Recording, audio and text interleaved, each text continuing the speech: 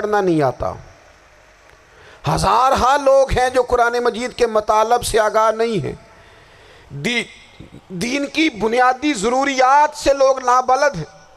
میں آپ کو کس طرح یہ بات سمجھاؤں کہ ہزاروں کی تعداد میں طلاقیں اس لیے ہوتی ہیں کہ مردوں کو طلاق کے مسئلے نہیں آتے، انہیں پتہ نہیں ہے کہ مجھے حقوق زوجین کے معاملے میں کیسے چلنا ہے۔ ڈھیر سارے گھروں میں تباہی اس لیے ہے کہ تربیت اولاد کا دینی منہج ہمیں نہیں پتہ۔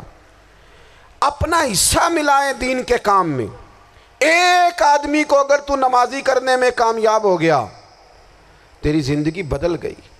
وہ دین بیزار لوگ جو ہمارے بیچ بیٹھ کے ہماری نوجوان نسل کو پگڑی اور داڑھی کا نام لے کے بنیادی طور پر دین سے دور کرتے ہیں، ایسے نوجوانوں کو دین کا پیغام محبت دے کر دین کے قریب کرنا ہماری ڈیوٹیوں کا حصہ ہے۔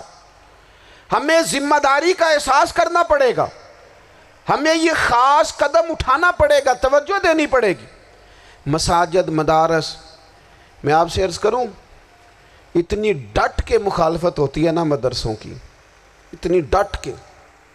میں ادارہ چلاتا ہوں، اس کے چلانے میں جو مشکلات ہیں وہ تو ہم بتا نہیں سکتے آپ کو، اس لیے کہ میری قوم، میرا اس قوم سے تعلق ہے جو نعت خواں امیر کرنا چاہتی ہے، مدرسے نہیں، ہاں نقیب خطیب پیدا کرنا چاہتی ہے، شعر و شاعری کی زندگی کو پروان چڑھانا چاہتی ہے۔ فقط ہمارا ان لوگوں سے تعلق ہے جو لاکھوں کروڑوں روپیہ محافل پہ لگائیں گے، اور قاری صاحب بیچارے اگر مسجد کا کوئی ہونے والا کام کسی وقت بتا دیں گے تو وہ بڑی مشکل آ جائے گی ان کے لیے۔ یہ کیسے ہو سکتا ہے، آپ نے یہ ڈیوٹی بتا دی؟ مدارس، اور جتنا اہم رول دین کو پھیلانے میں مدارس اسلامیہ کا ہے، اتنی زبردست۔